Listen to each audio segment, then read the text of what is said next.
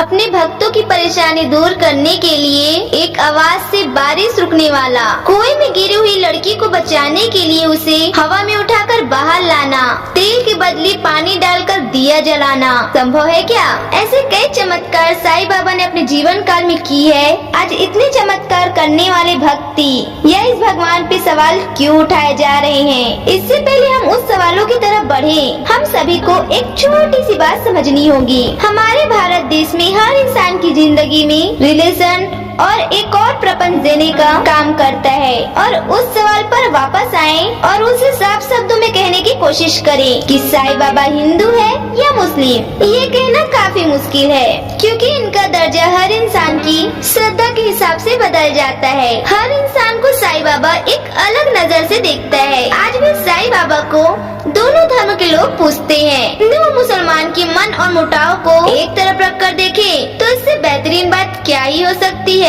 एक ऐसा व्यक्ति या महापुरुष दोनों धर्म के लोगों को एक मकसद के लिए साथ लेकर आता है। भगवान के लिए प्रेम और चिंतन। हमारे दोनों धर्म को अलग करने की शक्ति इतनी जल्दी तो बदली नहीं जा सकती। कुछ हिंदू धर्म के लोग का यह मानना है कि साईं बाबा मुस्लिम फकीर, पाखंडी और एक फ्रॉड इंसान थे। इनमें से एक शंकराचार्य स्वामी रूपक अंध है, जिनके मुताबिक साईं बाबा मुस्लिम थे और उन्हें एक हिंदू देवता जैसे पूजे जाना गलत होगा।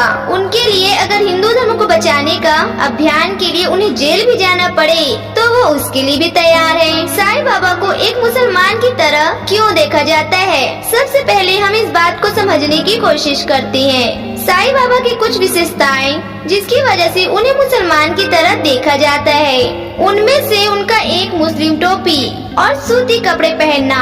और यही नहीं, उन्होंने अपनी ज्यादातर जिंदगी एक खाली मस्जिद में काटी है। आखिर साईं ने क्यों एक बस्ती की शांति भरी जिंदगी को छोड़कर मस्जिद में रहने का फैसला किया? इस बात का जवाब सिर्फ वही जानते हैं। साईं बाबा किस धर्म के हैं, इस बात का पता तो काफी आसानी से लगाया जा सकता है।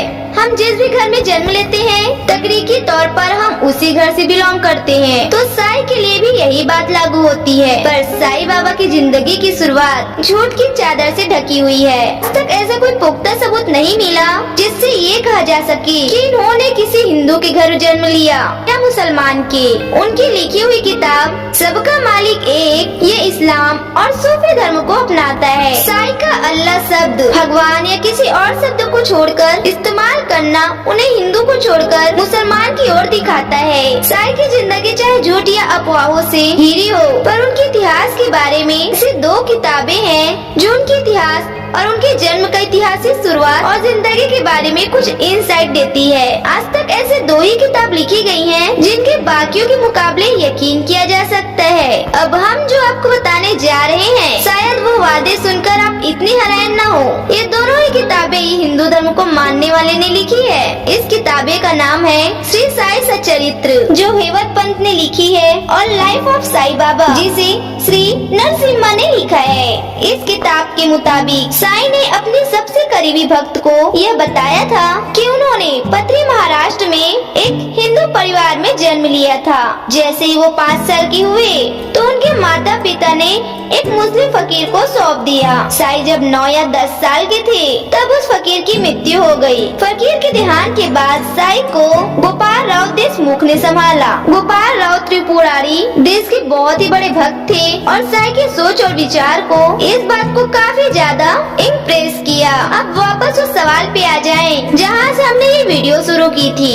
अब हमारे सामने जितने भी व्यवसाय हैं उसको हम सिक्के के 2 पहलू जैसे देखेंगे और परखेंगे। सबसे पहले ये किताबों में जितनी भी लिखी गई हैं, उन्हें सच मानकर परखते हैं तो साईं उस प्रकार से तो हिंदू हैं। भले ही उनकी परवरिश हिंदू मुस्लिम के मुताबिक हुई है, पर इस बात को हम भूल नहीं सकते कि साईं ने एक हिंदू परिवार में जन्म लिया था।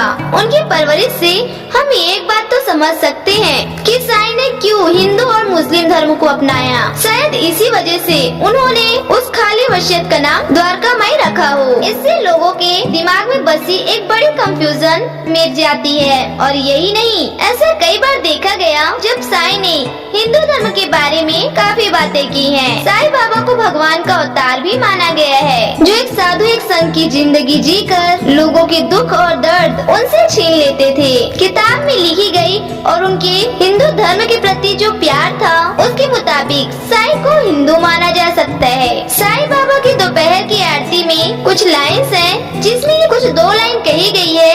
ये 2 लाइन हिंदू किताबों से जुड़ा हुआ है। ऐसा पहली बार नहीं है जहाँ उन्होंने हिंदू धर्म के कॉन्सेप्ट को अपने उपदेश के द्वारा बताया हो। साईं में अक्सर भागवत गीता में लिखी गई बातों पर अपने विचारों को प्रकट किया है। साईं बाबा का हिंदू धर्म में जुड़ना उनके हिंदू भक्ति में जो विश्वास और यकीन है, उसको दर्शाता है। अब सिक्के के दूसरे पहलू की बात करें तो इन किताबों के अलावा ऐसा कोई फैक्ट और प्रूफ नहीं है जो इस बात को साबित कर सके। किताब में लिखी हुई बातें अक्सर सच नहीं होती। साईं का व्यवहार, उनके रहन सहन मुस्लिम कल्चर को दर्शाता है। अगर किताबों में लिखी गई बातों को हम एक तरफ रखते हैं तो शुरुआत से लेकर अब तक के बातें जो साईं के बारे में की हैं, उसके मुताबिक साईं बाबा मुस्लिम थे।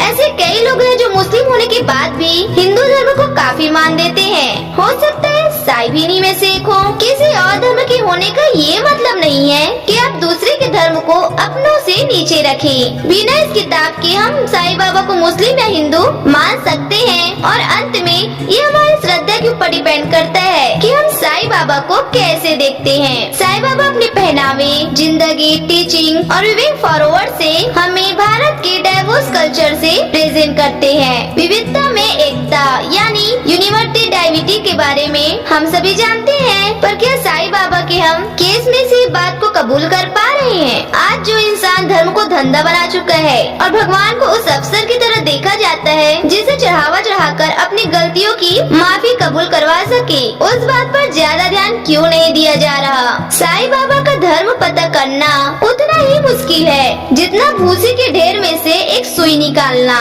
पर कम से कम उसकी सीख को हम अपनी जिंदगी में उतारने की कोशिश तो कर ही सकते हैं। तो आपके हिसाब से साईं बाबा हिंदू है या मुस्लिम, कमेंट करके जरूर बताएं। और अगर आपको हमारी यह वीडियो अच्छी लगी हो तो वीडियो को लाइक और चैनल को सब्सक्राइब करना बिल्कुल भी न भूलें और इसे शेयर भी अवश्य करें, ताकि इसी तरह की वीडियो हम आपको भेजते रहें। अगली बार हम फिर मिलेंगे खास वीडियो के साथ। जब तक के लिए लाइन पर बने रहें। धन्यवाद।